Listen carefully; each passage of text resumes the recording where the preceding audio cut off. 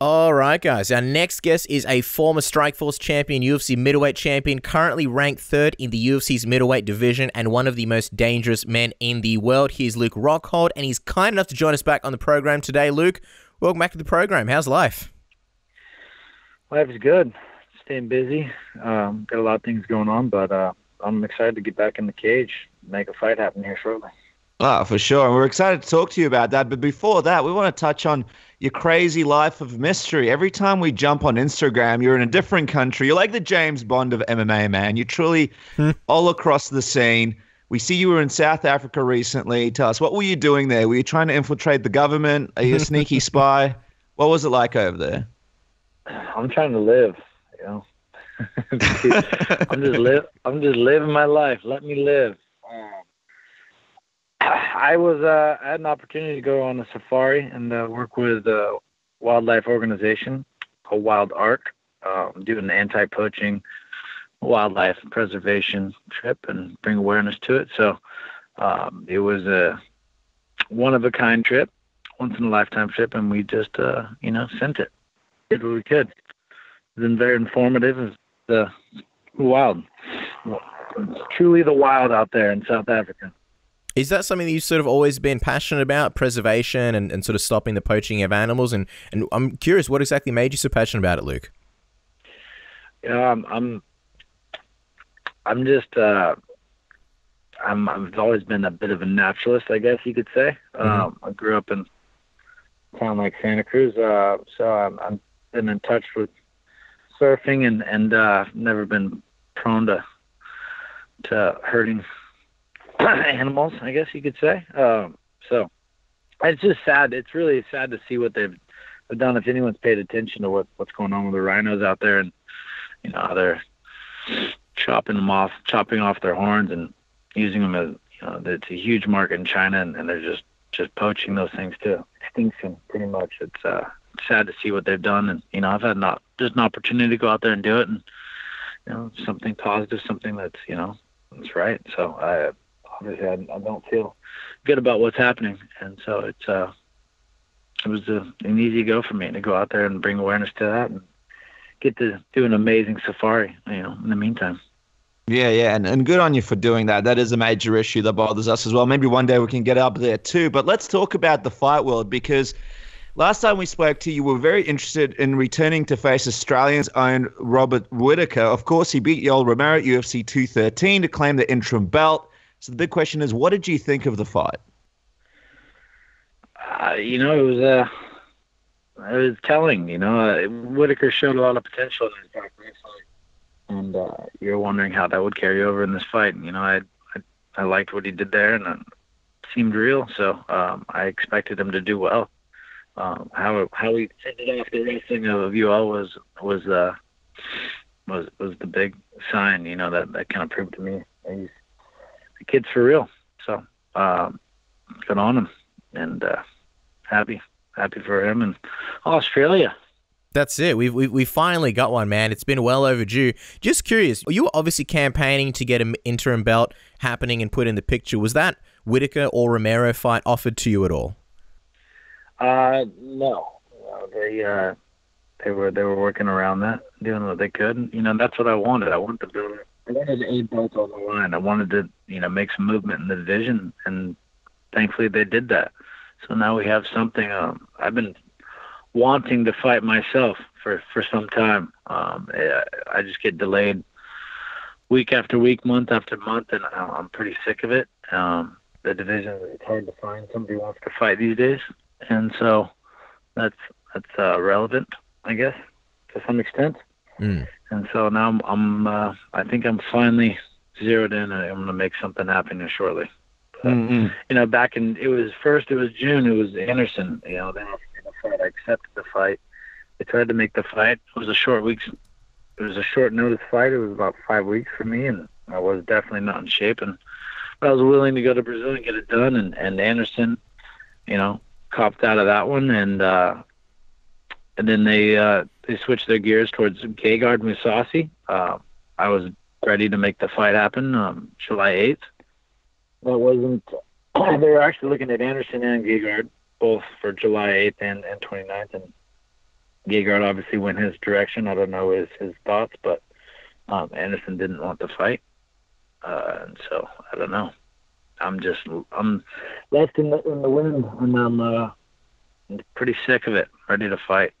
Yeah, I guess a lot of people are wondering the matchup between Chris Weidman and Kevin Gastelum. That was a bit of a weird one. A lot of people thought maybe you versus Weidman in a rematch would have made a lot more sense. Were you surprised when you saw Gastelum would be the one fighting Weidman instead of potentially yourself?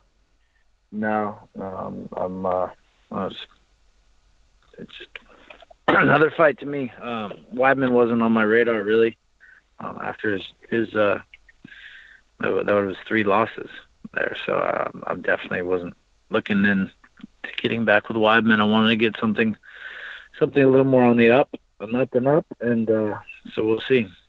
So we'll see who wins that fight and how it goes, and if he were to win, maybe we can jump back in, but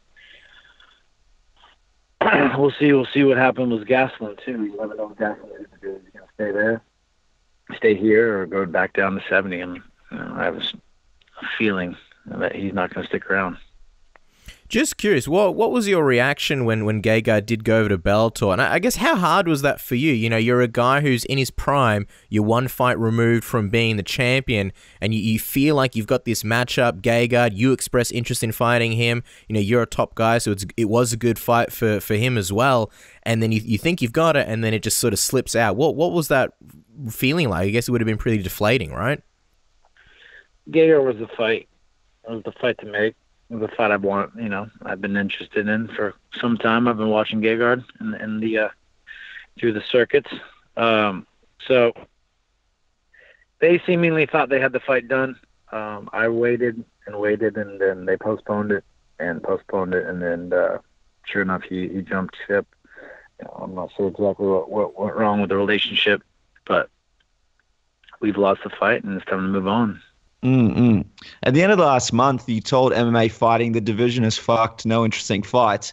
Do you still feel that way? And what makes you think that when you look through the division? Is there really nothing that really interests you in terms of the fights?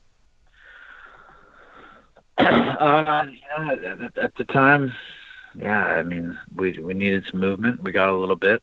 Something happened at least with Whittaker and Romero, and we'll see what's to come. But it's definitely it's a weird spot right now. The division was so strong, and it got stalled out, and it's got some issues. Some guys won't fight other guys, and we're stuck in a little holding pattern. So we'll see. We will see what comes of the division, But I'm just trying to get a somewhat relevant fight, put myself back to where I need to be. Do you think Gegard leaving the division, or at least the UFC letting him leave, kind of hurts the division? Because even if if the fight happened now between you guys, that'd be great. And even if it didn't, somewhere down the line, a Rockhold Gegard Mousasi fight would have been great. Do you think it kind of makes it a little bit, I guess, less interesting and hurts the middleweight division of the UFC by him going? Anytime you lose top tier talent, I think it definitely takes away from the sport. So. He was a tough guy. He obviously proved himself in organization after organization, and that he can compete and he can stay at the top. So it didn't work out. You're obviously a product of Strikeforce. You're the last Strikeforce champion. Obviously, have a relationship with Scott Coker. I'm just curious, how does Gegard going to Bellator make you think about your own future? Some sort of think you might consider doing the same thing, especially because you were pretty frustrated back in May. Does that sort of cross your mind at all when you see another top guy go to another, I guess, company to sort of be a bit happier? My focus is getting back a world title, and I know what I'm capable of, and that's what I'm doing. So that's where my attention is turned, and that's where my focus is. That's where I will be. Well, let's talk about what's next then, because Jacare and Romero are both coming off losses. Whittaker, we spoke to him last week. His body's pretty sore. It seems like he's going to be out for quite some time and won't be fighting Bisping for quite some time. When you look at the division, are there any guys at all that stand out to you as a potential interesting fight for you next? Or are you in a position where you're just happy to wait until someone pops up? Not really happy to wait anymore. So we'll see. we'll see. There's probably a few guys, and we might just have to settle and make something happen. So we are talking. We're in the midst of it, in the heat of it all right now. So we'll see what comes to surface, but something will arise here shortly. Wow. Can you tell us who's sort of in consideration? Who are some of the names that you're looking at potentially fighting next? Someone in the top 10. All right. Is UFC 215 still the goal, or are we working with a different time frame now? I don't even know what UFC 215 is. I think, yeah, well, I mean, it's an upcoming, I think it's sort of in the near future, but if you were looking at a perfect time frame to return, because, I mean, you know, we were super excited to see you come down to Melbourne. Obviously, that didn't work out. Then all these issues with the fights coming together. Is there a time frame for you that would be perfect to make this return? September is looking good. We'll see.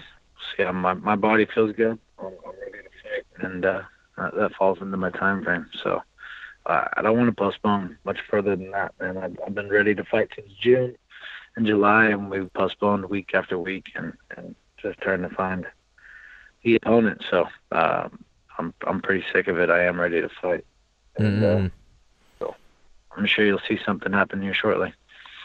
And just curious, Luke, because it wasn't that long ago that you and Dana White had a bit of back and forth over Twitter. It was mainly around the interim title, so it looks like that's kind of sorted. The fact that there's talks now, has that all been straightened out now? Yeah, we're definitely cool. Everything's straight, on good terms. Well, let's talk about UFC 214, because your teammate and close friend Daniel Cormier will be fighting Jon Jones. It's a pretty exciting fight. A lot of the world's really looking forward to the card in general because it's a great card. How's he looking getting ready for Jon Jones in this rematch? And what's he look like compared to the DC that you saw get ready and fight Jon Jones back in 2014? DC's looking good. You know, I just got some rounds into him this week. He's sharp. He's up to the game. And, you know, I think his head's in a better place. You know, he's been there. He's done that. It was a different circumstance last time around. So, you know, we'll see what kind of Jon shows up this time. Obviously, there's been a lot of things happen in between everything. So, yeah, I think DC's much better equipped, I'd say, this time around. And, you know, given how the last fight went, I thought it was fairly close, and I think it doesn't take much to turn that thing around and take a couple rounds and take that fight. So I'm excited to see what's to come. Absolutely, and just curious, will you be in his corner at UFC 214 in just over a week? I'll be cage side. Yeah, I'll be there for the fight. He's got his cornerman. I'll be cage side. Exciting times. I mean, before we let you go, we know you're healthy, you're hungry, you're ready to fight. What is your message to the people out there and the middleweight division? Everybody out there who's, you know, been missing their serve of Luke Rockhold, been missing to see you back in the octagon. What's your message to the middleweight division, everyone out there? My message is, I'll send my message when I fight. I'll send a big message, and you know, it'll come soon. A very tight-lipped Luke Rockhold today during the interview. I mean, does this have anything to do with the potential fight with Verdum coming around the corner? Are you trying to lowball us here so we don't know what's happening? There's nothing I would love more than taking on of crap. I'd love to. If there's an option there, let's do that. That would be my option. So we've been talking with the matchmakers. They've had their meetings, and we should hear back shortly. I know you can't tell us who it is you're fighting, but for the longest time, your plan has always been come back in style, make a message. You're saying now how you want to send a big message with your fight, and then potentially fight for the title next. Do you think whoever it is that you're going to be fighting next, do you think you'll be in a position where you can do that? A good win over this person, whoever it is, could put you in contention straight away. I think my performance will speak for itself. Yeah, I think I'll go out there and I'll show you. You know, time away has not hurt me. I feel as sharp as ever, and I'll be right back on top here shortly. All right, well, there he is, guys. Luke Rockhold, he's like a switchblade. He's sharp on both edges. When he's not saving animals in South Africa and kite surfing and taking care of business, he's getting ready to come back and shock the world with another impressive performance. Luke, we can't wait to see you back in the octagon. Thanks so much for finding the time to speak to us, guys. Make sure to follow Luke on Twitter at Luke Rockhold. And we look forward to seeing you up at UFC 214. We're flying up for the event, so excited to see your teammate DC in the main event. That should be a lot of fun. Thanks so much, Luke. Definitely. I'll see you guys there.